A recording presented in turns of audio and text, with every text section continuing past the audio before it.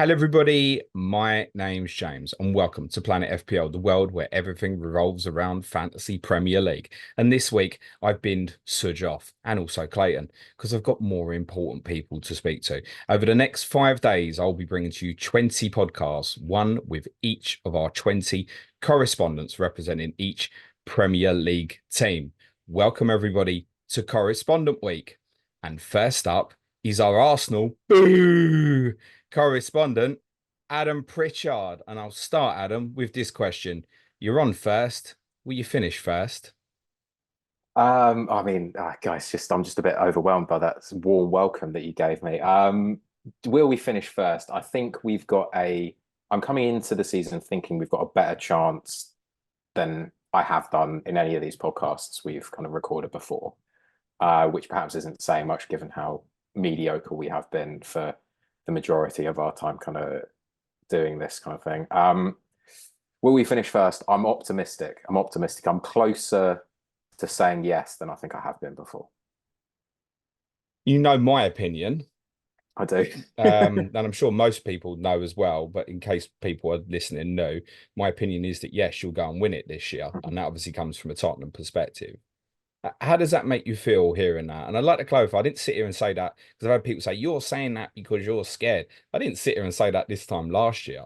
I've had this feeling for a few months now. Yeah, it's kind of hard to obviously tell because part of me does have that little bit where you might just be hedging your bets, but I know you're not that kind of way inclined. I feel like you're probably in the minority in that I don't think we're going to be favourites in the broader like footballing public opinion still. I imagine it will still be City and we'll probably be second. And just the way things have shaken out this year with managerial appointments, I imagine there'll be quite a big gap to whomever the third place team is in that kind of favourite rankings. It does add a certain element of pressure as a fan as well, even though I'm kind of obviously cognizant of the progress that we've made over the last 5 years, and how much Arteta has transformed the style of play and the kind of atmosphere around the club. But I am starting to notice that expectation amongst the fans creeping in a little bit more. And it's only kind of amplified when you get people like yourselves, and not the kind of clickbaity side of the football commentary scene saying that, yeah, Arsenal have got not just a genuine chance, but kind of a slightly over 50% chance of winning it. Okay.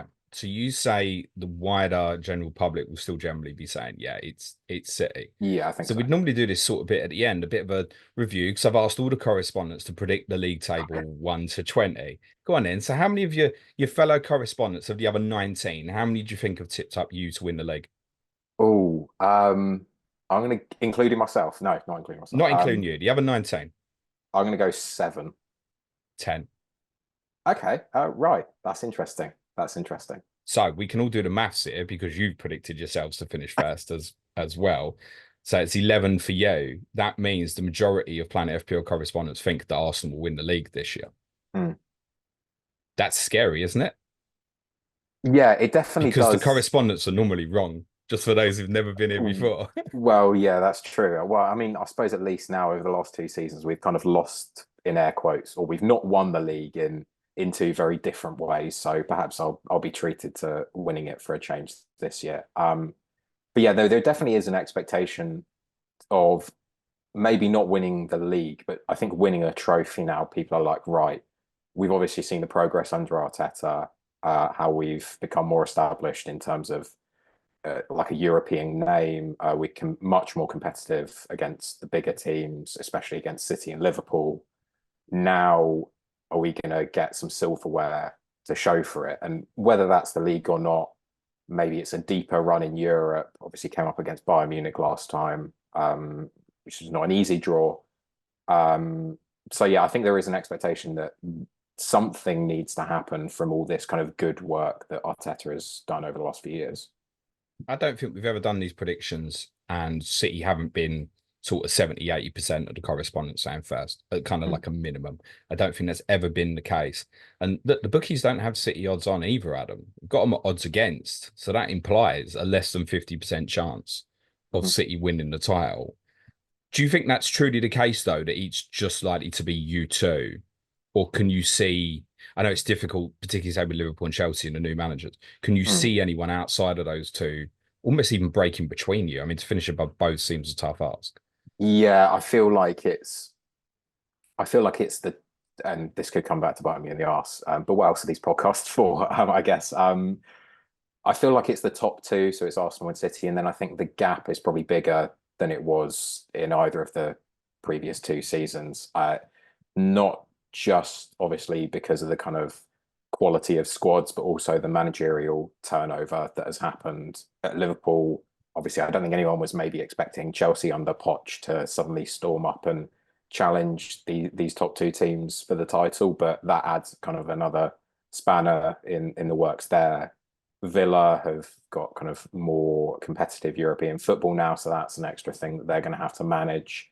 The Spurs project is still kind of in its early phases. I think a lot of us aren't expecting. I think top four will be considered a good season for you this time round, not necessarily expecting to challenge for the title. So I don't think there are any other teams who could realistically say they have an expectation to be up there competing with the top two. So yeah, I think it's reasonable to say there's a bit of a gap. Every correspondent has predicted you and City to be the top two Mhm. in one order or the other. The other Yeah. nine have obviously gone City first and yourselves second. So with that in mind, how does it feel from a start perspective now? If we kind of rewind 15 months ago and that April period, the drop points are silly to say drop points at Liverpool, but you were 2-0 up, you know what I mean? The West Ham Southampton game. And then last year you had one or two results early on, like drawing at home to Fulham. Mhm. Felt like it give yourselves the sort of result you almost can ill afford now that you now know how Liverpool fans felt. Like every time you don't win feels like such a big deal because of City's capability. How important does it feel, therefore, to get get off to a good start now? It's vital, and like you say, I can kind of understand how Liverpool fans were going through it, where every game, the intensity and the importance of every game is like times by 10. Even it's gotten to the point where like good performances just aren't good enough anymore. Like I can say, I think there were multiple games last season where we dropped points where I think we probably deserved to get something out of it. I can think of Villa away. I think we had multiple opportunities to score a couple of goals there. I think the West Ham at home game, which obviously we ended up losing, we had a lot of shots and created a lot of chances. There's probably really only Fulham away I can think of where I was like really quite dejected by the performance, where it wasn't really anything I recognised from the team. So yeah, there's just no room for error, and it's every game we need to be 100% intensity, and I think that kind of leans into how Arteta's looking at his squad more broadly. He realizes that there isn't really room to have squad players anymore. Like even City don't really have squad players. You have to have sort of a certain group of people, whether that's kind of 17 or 18 players who are ready to start in any game, and the intensity and the level of performance doesn't drop. So yeah, it's every game is vital now. With that in mind, you go to Villa, Tottenham, and City in the first five. Mhm. Wolves at home, Brighton at home, the other two. What sort of return do you need now then from those five? Bearing in mind what we're saying here.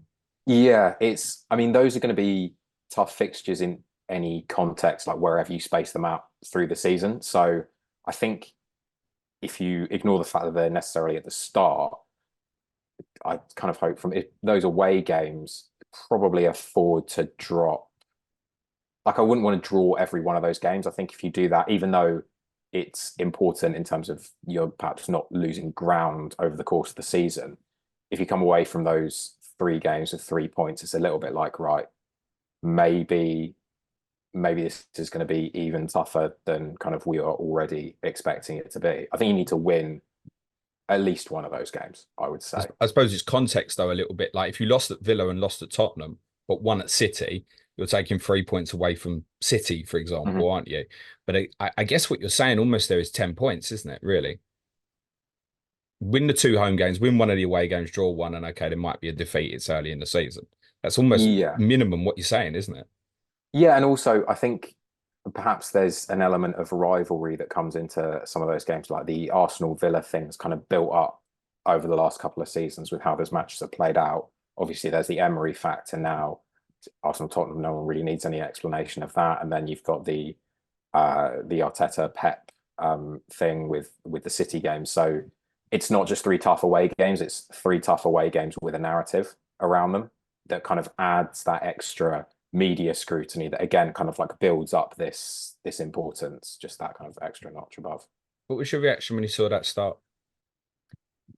I was really, really not very happy because I think you remember from obviously, surprisingly, I think you remember from last season, I was quite worried about how we were performing in pre-season. Like, even though obviously at that time we had kind of made the Declan Rice signing, the spacing between our midfield and defence last season was kind of all off, and I wasn't particularly comforted by how we were playing. So the fact that we didn't have a start like this was kind of all right. We can kind of work our way into the season. There's no, just like we were saying earlier, there's no room for mistakes when you've got that kind of tough of a start. And there's a couple of good home games. Leicester at home, Southampton at home. And I think that's where people are going to be looking at FPL investment, and we'll certainly come onto FPL assets shortly. Then there's another really tough run, 9 to 11. Liverpool at home, Newcastle away, Chelsea away. Where essentially by game week 11, you've paid all of the rest of the teams from the top eight. I think that's right, isn't it? Or you're missing one, Manchester United at home. I think you've got a few weeks afterwards. But other than United, who many of the correspondents may think will finish eighth, by the way, this season, you've got a lot of them out the way in the opening 11. And if you add Newcastle and Chelsea's away games, you've got 5 of the toughest away games in the first 11 game weeks. If you're top after that, you'll win the league, mate. Well, I mean, I hope you're right, but our defensive record last season was very strong, so that kind of gives me more confidence going into these away games. And there is still, like we were kind of touching on earlier, there's such an element of uncertainty around Liverpool and Chelsea for me at the moment. They literally could turn up and like you don't know how they're going to be, certainly at this stage of the season. So whether or not they're going to be as tough as they might seem on paper, it's perhaps a little bit too difficult to tell at this stage. But yeah, no, obviously this sounds kind of stereotypical, but the adage goes like you have to play all the teams twice. So the order might not necessarily happen. Maybe getting these tough games out of the way before you get into that kind of 2 times a week cycle when European football really kicks in.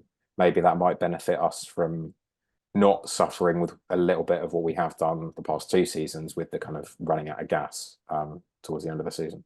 You've got Liverpool away right at the end. I want to say it's your penultimate away game, I think, game week 36. So then from Chelsea away to Liverpool away in game week 36, the only away game you've got against the top 8 team is Manchester United away. I think that's in March. That's where the opportunity is really there. That's why I say that. Then it's foot on the accelerator because everyone who comes to the Emirates now is thinking, geez, it's almost like going to the Etihad now. If we take a point away from here, everyone, even City as well now, mate, going to be really happy with that, I think. Yeah, and that also affects the way teams set up against us. And I think that was something we kind of experienced more last season, where previously there was still the kind of, maybe Arsenal have a bit of a soft underbelly to them. They can be got at. Now people are kind of respecting the attack and the defense in equal measure. So we'll probably see teams again continue to be more conservative as they play against us, and that's a new challenge for Arteta to kind of to unpick and the way he sets up his team. Okay, let's talk incomings and outgoings. I think at time of recording, a lot of clubs have been relatively quiet, perhaps an impact of the major international tournaments so far. You've got a couple of incomings done, but I think first talk a couple of outgoings and potential outgoings might be interesting. It's also fantasy relevant as well, actually. We are pre-recording this on Friday, everyone. We've got confirmation today of Emil Smith-Rowe's departure to Fulham. I know he's a player you really, really liked, and he was kind of symbolic as a kind of him and Bukayo Saka, part of a kind of start of a re-emergence of a new Arsenal. Your thoughts on his departure? Yeah, it's probably one that is difficult to like exactly convey to people who aren't Arsenal fans how much or how big a role he played in reconnecting fans to the club in a time where obviously kind of coming in and out of that COVID period where there was already a certain level of disconnect between going to football matches. See, Arsenal didn't exactly cover themselves in glory with certain layoffs around that time, and what felt like it could have been a new era under Arteta was kind of faltering a little bit. And you have Smith-Rowe and Saka breaking through at the same time. You've got two hailing kids who kind of, it's stereotypical, but they felt like watching fans on the pitch. It felt like they really loved playing for Arsenal, and even seeing people who love playing for your club, it kind of helps build that bond a little bit. And they played like they loved playing for the club as well. And so, yeah, Smith-Rowe, I think he's just got bags of potential. It's just he's had such a horrid run of injuries, basically since he started playing senior football all the way back to the days out on loan at Leipzig and Huddersfield. He's struggled with like repetitive injuries, and it's just meant he's never been able to get a run of games under Arteta. And like kind of when he has, I think he's shown the ability he has as a kind of really dynamic wide player, as a dynamic midfielder as well. He can break into the box and score goals with late runs. He's got an eye for a pass. His dribbling is so like exciting to watch, the way he can move directions and keep it close to his body. It's an unfortunate set of circumstances that means he has to leave, but I think everyone at Arsenal anyway kind of can only wish him the best. And I think we all think if he can stay fit, like touch wood, he'll be a huge success at Fulham, I think. Fancy option for you, 5.5. Is there an emotional pull that you want to do that? Yeah, like I've been saying to my friends, like as soon as he gets that like switch of kit, whether it be to Palace or Fulham, because there was obviously that a bit of discussion there. Yeah, I think I'll probably, as soon as we stop recording, I'll add him into my side. I love seeing him play, and I only kind of want the best for him. So having him in fantasy only helps that. Would similar apply to you? I mean, you can try and get 6 Arsenal players here, basically. Would similar apply with Reece Nelson and Aaron Ramsdale if they move on? Because they're both, I mean, Ramsdale at 4.5, if he goes somewhere else and becomes first choice, has got to be really interesting. And Nelson at 5, I know there was really high hopes for him, particularly when he was a lot younger.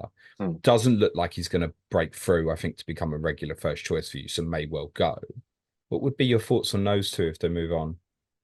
For Nelson, yeah, it's I feel like the time to get used to him not making it Arsenal has been a little bit longer, because obviously he was part of that England under-17 generation, the same kind of generation as Sancho, where like a lot of people were thinking Nelson's going to be the more talented prospect and probably the better player at the time. It's just kind of never, again, it's a similar thing. He's never had a run of games, but he's also, when he has played, it's like he's mostly been fine, but he's been very safe. I think there have been times where he seemed a little bit nervous to try anything necessarily. And at the end of the day, he's in the same position as like one of the best wingers in the world in Bukayo Saka. So to a certain extent, he's got an impossible job, really. Yeah, again, I think the talk was of him going to West Ham, which I think he'd do very well there. I think he's another player where if he gets a consistent run of games into him and he can kind of build some confidence up into his play, I think he'll turn out to be a very, very solid player for that kind of club. Yeah, for sure. And then Ramsdale, it's a little bit trickier, because I was very torn when like David Raya came in, because I think a lot of people obviously focused on Ramsdale's mistakes, partly because he's English, so there's that kind of increased scrutiny around him, but also just because of the kind of character he is. He plays up to the crowd. He likes to give a bit of chat. So anytime he makes a mistake, people are like going to try and give it back to him a little bit, which is kind of understandable a little bit, I guess. But there are certain games last season where he kept us, or yeah, season before last, I suppose now, where he kept us in matches. Like I remember even when we went to White Hart Lane and won, he made a couple of amazing saves in that game. In the game you referenced earlier, where we kind of threw things away at Liverpool, he made an outstanding save late on. One save from Salah, yeah. Yeah. Oh, so and the one on Konate on the line as well. Yeah. So he played a very, very important role in getting Arsenal to kind of where they were. And I almost feel a little bit sorry for him, because it doesn't look like he's got a natural landing place anymore. There was the talk of Newcastle, but see, they've signed a couple of keepers now, so perhaps that's not looking as likely. Like I don't know where he'll end up, to be perfectly honest. Forest has been mentioned. because Forest have no interest in buying goalkeepers, as we're well aware. Might actually get a good one Well, potentially. I feel like that, and this is no disrespect to Forest, but I feel like that would be a step too far down. Like I don't think No, maybe I agree with you, but yeah, I think you're also right. It's like where's your landing space? yeah, Yeah. exactly. The Newcastle one seemed almost like a perfect fit for him because you can kind of imagine him being a perfect Newcastle player, the way that the fans would kind of love someone who kind of clearly cares about football as much as he does. Yeah, there's no natural home for him really now. Yeah, I think I get what you're saying. You almost want him to go to almost like Brighton, West Ham, the ones with really kind of Palace even really push in to maybe Mm, try and unsettle the top eight. Those clubs just don't look like they need it. So it's like mm. either back to a Forest, or some might think Bournemouth are the sort of club that might want to break through that ceiling. I know obviously he spent time there before, but it's still it's a massive step down. But there isn't anywhere to go unless he goes. He might go abroad, quite possibly, I guess. Mm. If you went to Forest at 4.5, because the one thing with Forest and Nuno, I think expected goals conceded from when Nuno went in was like fourth best or something. Mm. Their games are always dour, and I've had Yeah. Nuno. I don't need to go down that route again. Well, I mean, if you have Ramsdale in goal, certainly make games more exciting, whether that's for the benefit of your defensive solidity or not. You can be the judge. Yeah, it would just very much depend on the kind of team he went to. And from an FPL perspective, whether you want to kind of try the dreaded goalkeeper rotation or whether you're just going to go for a 5 or 5.5 million and stick them in there and forget I about think it. there's history as well of a number two at Arsenal leaving and becoming a very good FPL asset Yeah. in Yeah, Bernd no, Leno no. as well. And you can argue that maybe he made a similar step with, I think that probably also raised eyebrows when he went to Fulham, and has actually become a very good FPL asset. Yeah, I think with Ramsdale, it's almost like the two games with Brentford, which stick out because he had to play because of Rare's and eligibility, really stick out in the mind, where in both games, he made some brilliant saves, but also had a couple of car crash moments in both of those games as well. Yeah. One in the away game he got away with, one in the home game he didn't get away with. Um, so you can't afford, with what we said about going up against City, to have those moments like where he's got caught and Vista scored against you in the game at the Emirates. You can't afford to have that. Let's talk some Arsenal FPL assets then. Firstly, I'm interested to get your opinion on Gabriel versus Saliba. Both 6 million. Saliba's ownership is massive, is the most owned defender in the game at the moment. And Gabriel remains a little bit of a differential, basically. Primarily, I presume, because there's concern on Gabriel's starting minutes, because we all agree that Gabriel's a bigger offensive threat than Saliba, don't we? Yeah, I think certainly the kind of underlying statistics would like bear that out. Yeah, I think there is, as we kind of saw last season, there is the people are a little bit scared that Gabriel might lose his place to Calafiori coming in, which I can understand. Obviously, it's a naturally left-sided player, and Saliba feels so cemented at the heart of almost the way Arsenal play, not just the defence, the kind of way that we build up into midfield and spread things out into attack as well. That yeah, I think it's justified the kind of ownership differential in that I would also be slightly uncertain. Not to say that Gabriel is a risk not to start, but if you want to keep a like a centre back asset, like relatively expensive for a defender, you kind of don't want to worry about them dropping out, especially if you've not got the goal threat that you might have from a traditional fullback. So yeah, I can kind of understand why people are leaning Saliba over Gabriel. So if it's choice for you, one or the other. Yeah, I'd go for Saliba. I think certainly just So there must be a little bit of doubt then, there even is a for little bit of yourself. a there. Yeah, It's there is a little enough. bit of a doubt because I think we can also now set up in so many different ways. Like it's not just Calafiori coming in. It's Timber now coming back to fitness as well. So the fact that he can basically play everywhere across the back four means that adds another element of kind of uncertainty. Tomiyasu's injured at the moment, but I mean, we're hoping Is he he's really? yeah. Again, it's getting to be a real issue with him. As good of a player as I think he is, it's He's yeah, such a good 1v1 defender, mate. yeah. He's outstanding. I mean, you've seen the way he's been trusted to kind of man or not man mark, but close out Salah in the Arsenal Liverpool games. The kind of trust Arteta has in him, but But yeah, now we've got such a variety of options we can use across the back four that it does add that element of risk to certainly the left-hand side more so than the right-hand side, I would say. Would Calafiori be a no-go for you to start here? I mean, like, what's your expectation? Are you expecting him to go straight in the team? Is it left back? What's the thinking here? What's the opinion?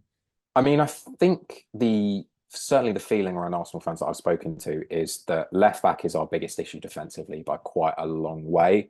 Not just obviously because of Tomiyasu's repetitive fitness issues, but the other left backs that we've got there in Zinchenko has like quite a lot of defensive frailties that maybe is now getting to the stage of his career where the positives that he brings in build up and that he adds to the attack in terms of inverting into midfield, maybe it's kind of not balancing out anymore. And Kivior, although who I think is quite solid, I think he's like a reliable, dependable player.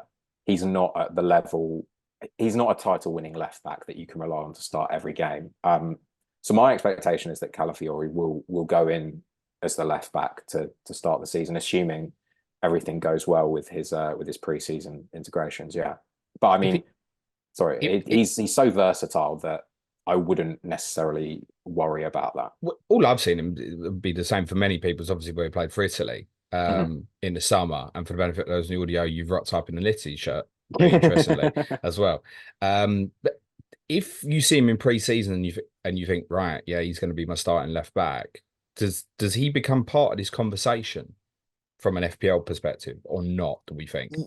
Yeah, perhaps, because I think something interesting to note is when he was obviously coached under Thiago Motta, and the way, or at least from reading, part of the way he was taught in this kind of new role that he took up over the last season to play as he was modelling himself on John Stones in terms of bringing the ball out into midfield. So if we are going to operate with an inverted left back, that is something that could be really, really interesting to see, both from a tactical and potentially maybe in an FPL perspective as well. He's not going to be like a bombing on down the left-hand side, almost pseudo wing back, I don't think. I think he's going to be very interesting in terms of progressing the ball with his feet out from the back.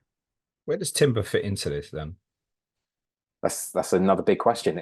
We've now got so many options we can afford to adjust our defensive line for the opponent. So maybe there are times where you're going to want to see Timber kind of come in, or Timber and Calafiori start as a left back, centre back partnership, where maybe you're in a game where you're going to have more of the ball. So you want to have four defenders who are very capable with the ball at their feet, because Gabriel is many things. He's a great one-on-one defender, but we can all admit he's not probably the most comfortable with the ball, and his passing range isn't the best. So if there are games where you're going to have more possession, maybe that's where he's going to be useful. And then obviously Gabriel is probably going to be vital if we come up against strikers who have got a particular aerial threat, like in games against Haaland, in games against people like Tony.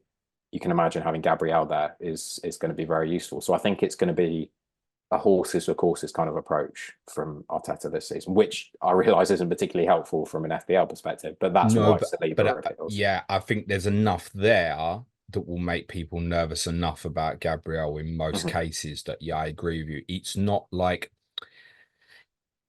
Trent.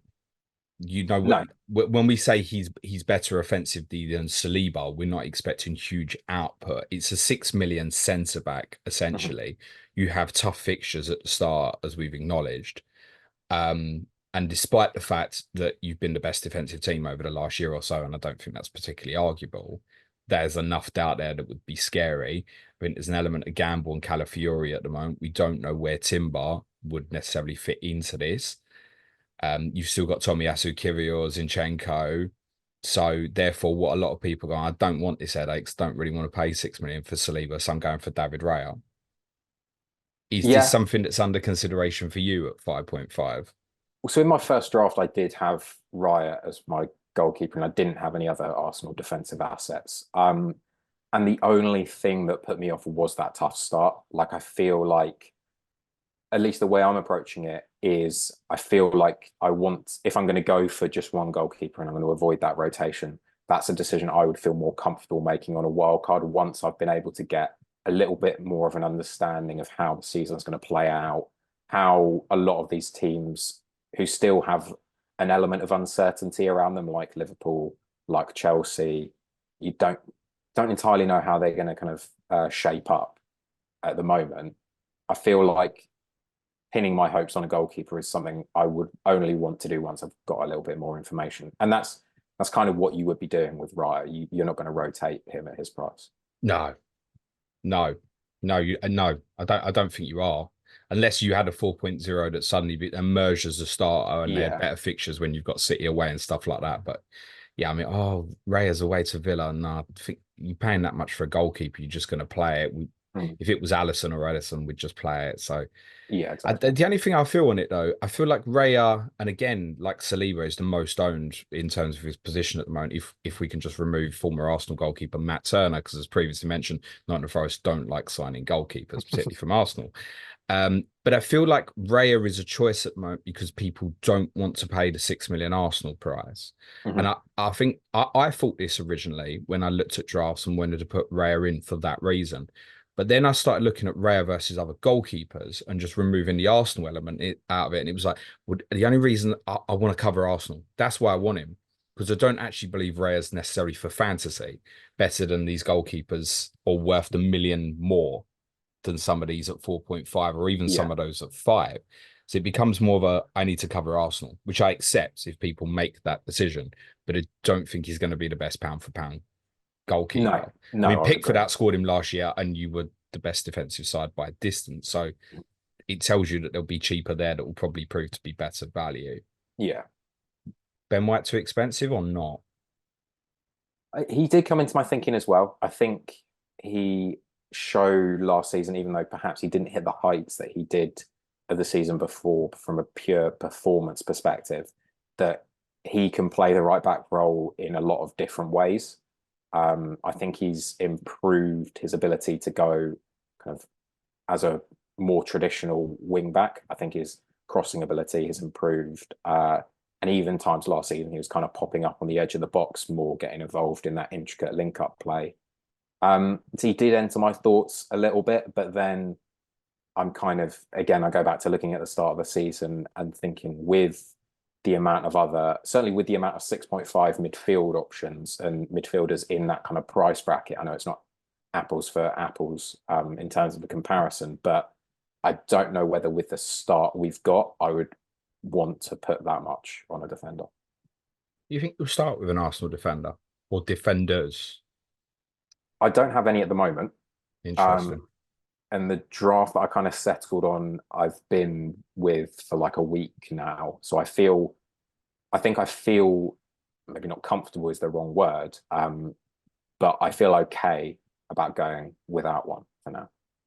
Yeah, I think the fixtures mean you can. The problem is, though, you'll hit game week 6 if you haven't got any. You look at Leicester Southampton at home and think, oh my God, I want some. And I know some are planning to wildcard around this. That would certainly lean into the idea of perhaps saying no because of those 3 away games at the start. But when you hit that period, do you want to be going and buying your Salibas or do you want to attack other players? That's the problem. And then, Yeah. I'm sitting without Arsenal for a while. But then, like I said, then it flips back. Liverpool, then Newcastle away, Chelsea away. You feel like you can skip it again. Mm. But as proven last year, your consistency of what you've shown, I think the game at City shows you could keep a clean sheet in any game at any time, right?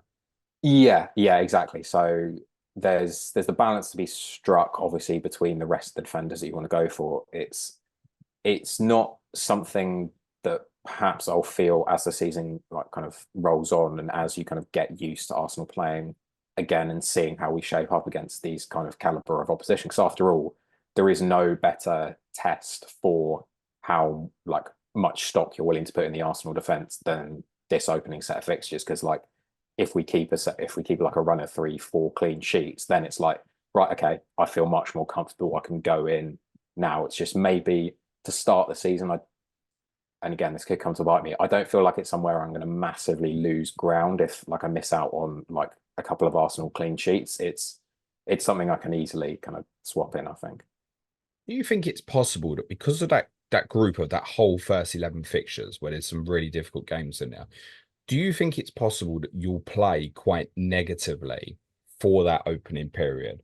and then when the fixtures ease up going into sort of November, December, that you'll open up a lot more. Do you think Well, that's a possibility?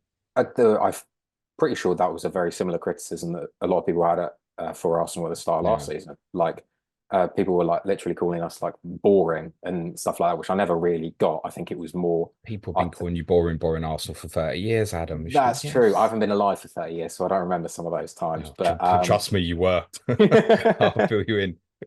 but yeah, it's I feel like we started last season trying to control games more as we kind of bedded in a key cog to the machine in Declan Rice.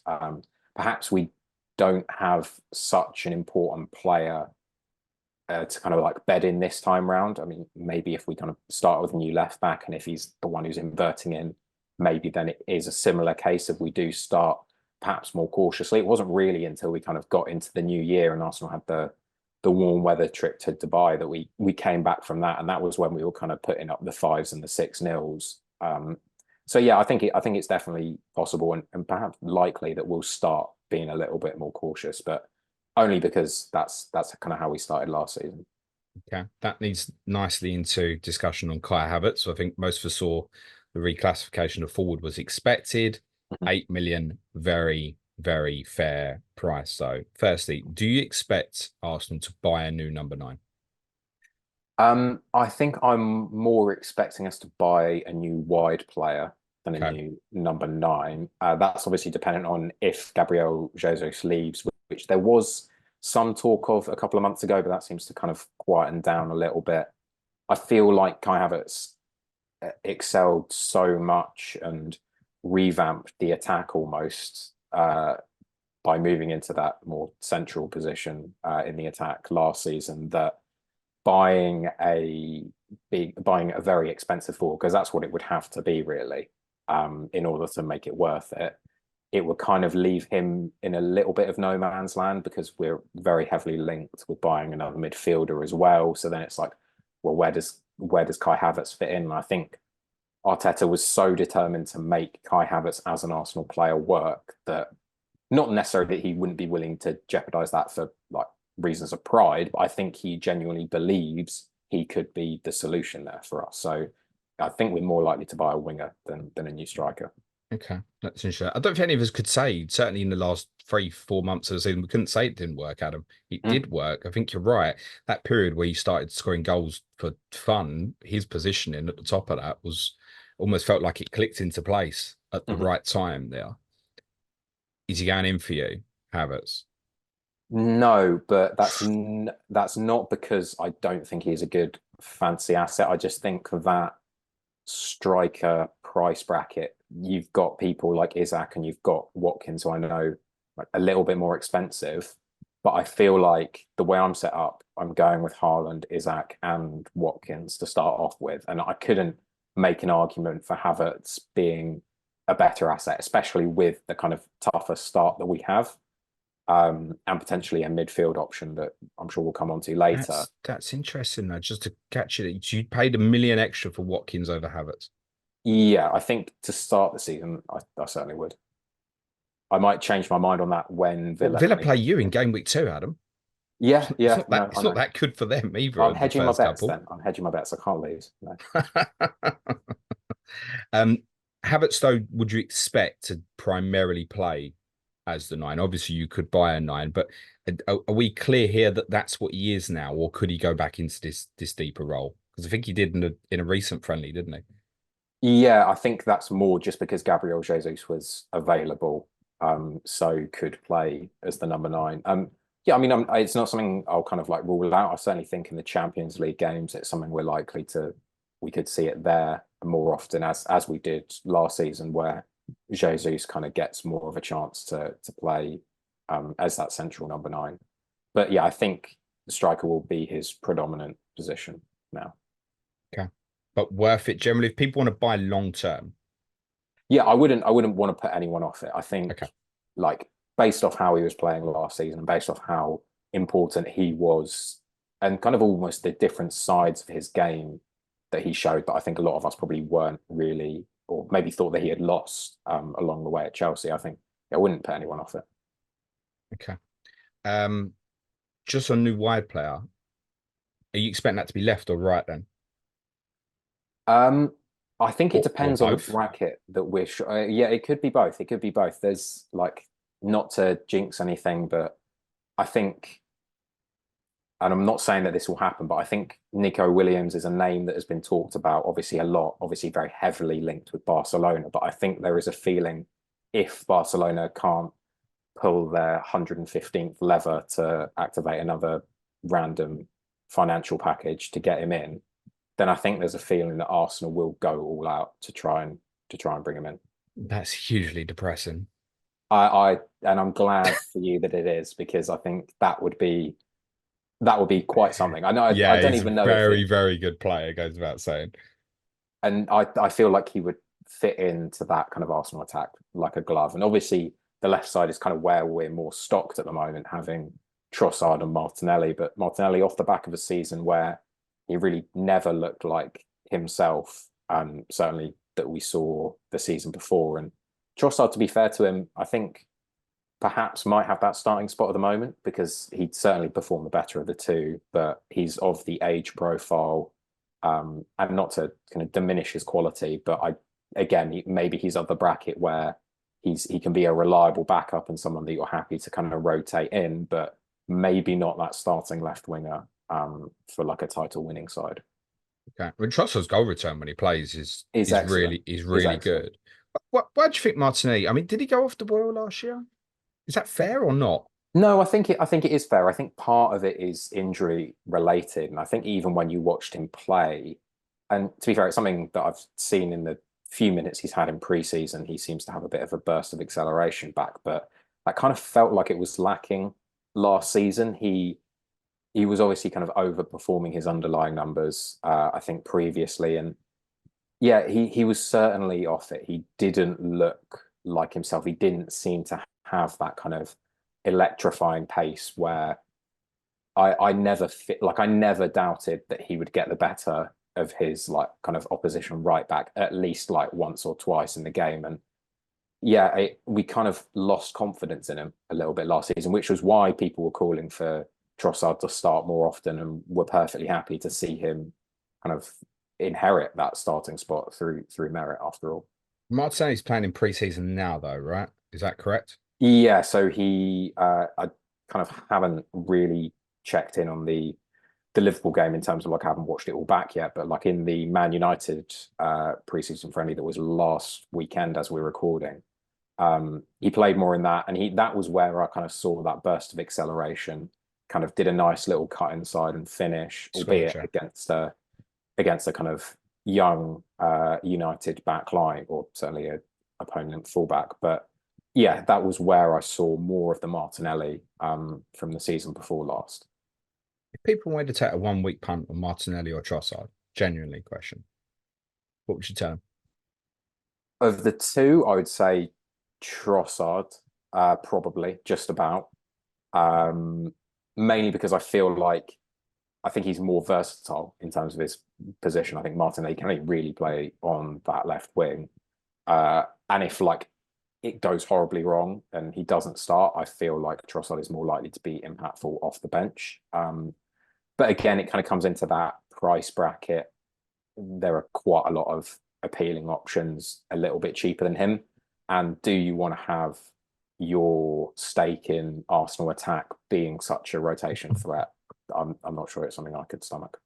Okay. Talking of rotation threats, give me your percentage opinion then of Bukayo Saka starting in game week 1.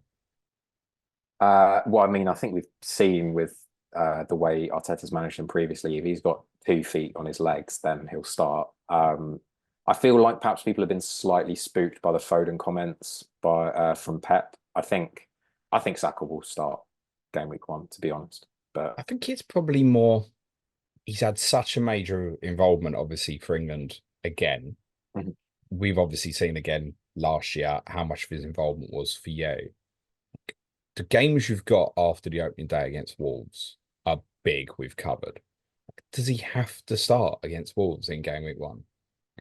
no, perhaps he doesn't have to start. But then, like we're saying now, maybe this Wolves game inherits a outsized importance because of the games that follow it. Yeah. but like we literally can't afford to lose that game. We No, almost not can't true. afford not to win. So are That's you gonna? absurd, that. Well, but yeah, it is absurd to say, but you know what I mean. And Yeah. this is no disrespect to Reece Nelson, but if Reece Nelson starts, are Arsenal going to be as confident that they're going to be able to pick up 3 points against a much kind of tougher Wolves side than I think we were perhaps expecting like this time last season? But you could play Jesus there. You could play Martinelli or Trossard on that side.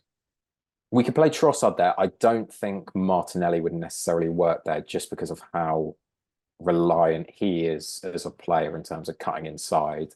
Jesus, I'm not entirely convinced on the right wing. Again, perhaps on the left, that he could be more of an option there. But it's not, it's something that always feels like it's talked about, but we've very rarely seen it. Maybe in the next couple of preseason games, it's something that he'll try out more. But yeah, like if we don't see Jesus on the right wing against Leverkusen, for example, in the next preseason game, I'd be very, very surprised if he was a candidate to start there.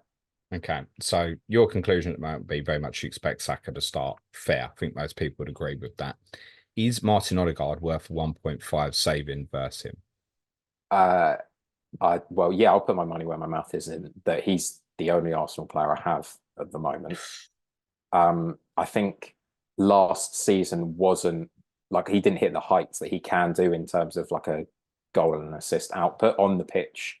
Away from goal contributions, I think he was outstanding. I think he was probably our best player, and I think maybe was a little bit harsh to not be considered amongst the kind of favourites for Player of the Year. I I was think. just going to say, I bet he wins it this year. Well, I mean, I think he will be integral if we are to win the title. Like, I think he'll have one of those seasons where everything he touched turns to gold. And there are times where you watch him play and think, almost in an understated way, I don't know if I've ever seen anyone else play like that. The quickness of his feet combined with almost the kind of silky nature with which he moves around the pitch, but he also presses incredibly well. Like he's got a very interesting and unique and a very modern combination of attributes that kind of make him almost the peak of a modern playmaker. I think, yeah, I think he's a wonderful, wonderful player to watch, and I think in terms of like goal contributions and output, I think he'll only increase on last season. On the FPL basis, though, I think most people disagree with that opinion. Most people would say paying for the Saka's worth the 1.5 more. I mean, Saka's surely going to stop giving him penalties. I mean, that's also helped Odegaard's total a little bit last year as well, early on in the season. But if you look at the underlying data, etc., Saka's worth more, isn't it? Or is it just a case of fitting players in? It's a case for me. It's a case of fitting players in, and it's at the point where I think I have such a faith in his ability as a footballer that perhaps it's colouring my opinion to be able to like disassociate the player from the FPL asset. But I mean, Odegaard is likely to be on free kicks, and there's a potential he could be on some corners as well. So if you want to kind of add that into the mix, then I suppose that boosts up his appeal too. But yeah, with the amount of kind of other, in air quotes, premium assets that I think you can and most people are looking to fit in, I think being able to make that saving to me is almost too good to overlook. Interesting. Very interesting. I have a certain strategy where Martin Odegaard would be near shoe-in for me. You can probably guess what that strategy might be. It's different to many other content creators, but you might have noticed I was asking Adam for potential 1 week punts, and he didn't help me on that. So Martin Odegaard is certainly of interest to me as well. I think him at 8.5 is perfectly reasonable and capable of much more. That's a close one. I tell you what's close as well. You look at things like Palmer to Nkunku and then Saka to Odegaard. You think, oh, that's where I can make my saving is interesting. Whereas Saka and Odegaard are close enough. I think you'll get a bit of a split there. I mean, most people would still probably say Saka would worth the 1.5 more, but I totally get it. And it's definitely a case to say both. Yeah. I don't think I'll start with Saka. I mean, Odegaard's a maybe. Kai Havertz is a likely. I think I'm probably going to skip you defensively early on. I think, Adam. Yeah, the fixtures. Yeah, and I think that's and the price. Like completely reasonable to put people off that. It's like you say, once you kind of get that initial wave of like unfavorable fixtures out of the way, maybe that's then when you kind of dip in, and that's probably when I'll look to bring in Saka as well as Odegaard, I think. Mikel Merino. Again, just to clarify, pre-recording this on Friday. Are we expecting that to go through? Yeah, new like kind of talk around that has been much more positive over the last couple of days. There was some initial flurry of stories sort of early on in the Euros and even before the Euros, and then as the kind of football overtook, that kind of quietened down. But yeah, no, it seems like uh almost there in terms of a deal between the two clubs, and the player, as these kind of things tend to do, has already seemingly agreed verbally with the club to sign, which is really, really interesting. I think if you look at the age profile that he's coming in at, he's perhaps, I suppose, on the older side of most of Arteta's signings. So it does leave room for some of the youngsters that I think are coming through in that position to still be able to flourish. But I think it has a big impact on how Declan Rice will play going forward. So yeah, he looks like a very good player. He's very versatile. He's used to playing in a 4-3-3. He's kind of very good. Like I say, versatile. He can play in a double pivot. He can play as a left-sided eight. He can also play as a number 6, which I think is interesting. Like I'm saying, for Declan Rice's role, he's good in the air. He's combative. So yeah, he seems like a very, very good and astute pickup, I think. Such is intending to start with Declan Rice in FPL. Okay. I think it's reasonable. 165 points last year, 6.5. It's reasonable. We shouldn't just necessarily just laugh at it. But you nearly laughed. I'd smirk, not laugh. I would never laugh at Serge. That's not true, but Declan Rice under consideration for you. not under consideration for me. But again, I think the signing of Merino is interesting, because if it is that he's going to play as the number 6, which he can because he's very press resistant, I think giving Declan Rice that freedom on the left-hand side of the midfield would obviously increase his FPL potential. And he managed to bomb forward and get a few goals last season. And obviously took a lot of the corners, right? He took a lot of the corners, and he's a threat from set pieces as well. He's an aerial threat. So yeah, I think I can understand the appeal, but again, perhaps they're less consistent. Maybe Declan Rice is the kind of player that you want for a dead team, but there are a lot of other midfielders in that bracket, or even cheaper than him. I would suggest there's what was it, about 21 players at 6.5. I'd be very surprised if Declan Rice is going to prove to be the best of them. And I think for me, I just can't wrap my head around I can have Trossard or Martinelli for 0.5 more, but Adam's not helped us. He can't tell us which one is going to be the one. It'd be Nico Williams certainly might come in at 7 million if he joins you, mate. Adam, thank you very much for that, mate. Always a pleasure. Very best of luck for the season. I hope you finish somewhere below first. Before we finish, I don't think you will. Anything you want to plug, my friend? No, you can follow me on Twitter at 35who, spelled out in letters, no numbers. Any other content you're doing? Potentially, but is it on the sly? Is it? Are you not like a juicer now? No. Well, yeah, I know I am. I'm joining them for this season as one of their pundits. So if you want to hear me yapping on about Arsenal and any other kind of footballing topics and all the other bits and bobs they get up to, you can listen to me over there too. Big shout out to the Juice Boys. Brilliant on a Tuesday night. You might even see me there on a Tuesday night very, very soon. Adam, thank you very much. Pleasure, my friend. Right, up next, we're moving on up towards the M25, going east, up the A12, or you could, of course, just go to Liverpool Street and get a train. Episode 2 of Correspondent Week is on Ipswich Town with Paul Galt Allen.